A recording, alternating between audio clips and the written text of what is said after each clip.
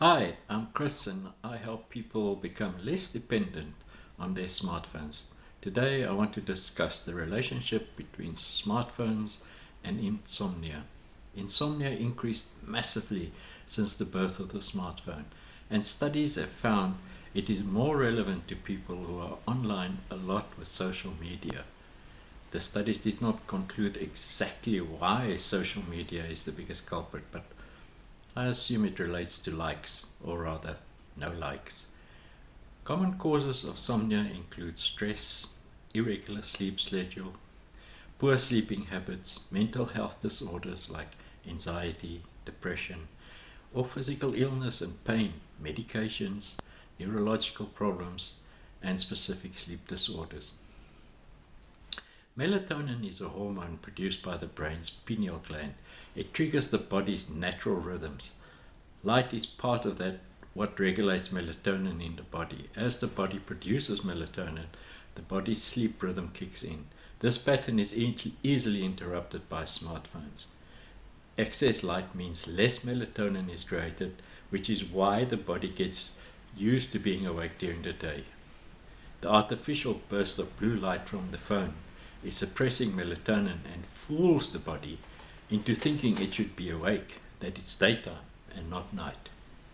Those sleep issues might not be a major problem if it weren't for the fact that sleep deprivation has been linked as a risk factor for morbid diseases like obesity, diabetes, cardiovascular disease, depression, and overall mortality.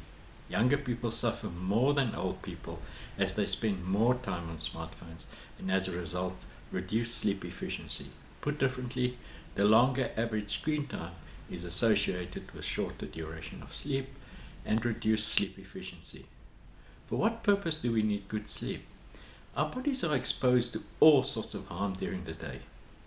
Artificial light, fast food, stress at work, anger, morning and late afternoon traffic, social media, smartphones, pollution, to name a few. Sleep gives our bodies a time to heal and be ready for the next day. Maybe we can learn something from our little friends.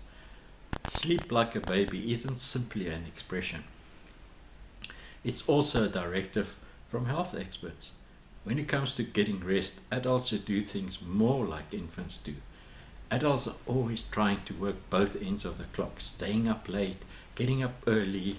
They treat sleep as a luxury, and it's not. It's a necessity, and babies already know that. Even when babies have a packed schedule, they never let deadlines or stress or smartphones interfere with their sleep, nor do babies consider it a badge of honor to get as little rest as possible. Babies crave routine. Snack at 10 in the morning, nap in the noon, bedtime at 7. And there's a biological reason why. If you stick to a schedule, your body is more alert than if you slept for the same total amount of time at varying hours during the week. And over time, having such regularly actually lowers the total sleep time required for maximum daytime alertness. In other words, if you sleep, you get to bedtime, you wake up roughly at the same time each day, you'll bounce back when you don't get enough rest. Most parents don't just drop a baby in his crib and say, sleep tight. Typically, babies have a bath, story time, and maybe a lullaby or two. Winding down for 30 to 60 minutes before bed can work wonders. In order to sleep soundly through the night, your body needs to prepare itself for the long period of inactivity ahead. It needs a buffer between your day stress and your night rest. Try taking a hot shower or reading a book or magazine. Sorry, but you should skip the Kindle and the iPad. For babies and adults alike, a proper sleeping position is very important. While newborns need to be positioned on their backs, adults should do their best to assume a side-lying position. Sleeping on your back is less ideal because the airways can relax too much, which can cause snoring and disruption in breathing like sleep apnea. These issues are much less prominent when sleeping on one side.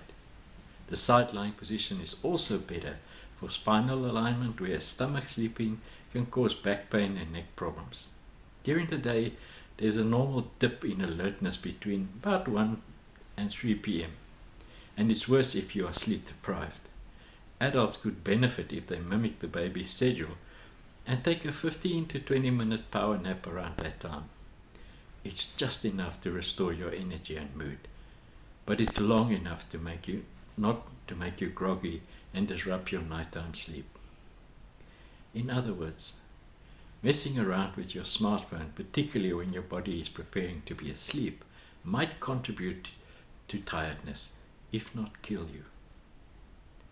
It might be your partner's, not be your partner snoring, or the inconsiderate neighbor slamming doors that really affect your sleep. But your use of your phone. You will not perform well at school or work if you don't have a good night's sleep. Good sleep is very important and your body will thank you for it. Your health will suffer if you do not get proper sleep, resulting in chronic disease for the rest of your life. Is your health more important than is your smartphone more important than your health?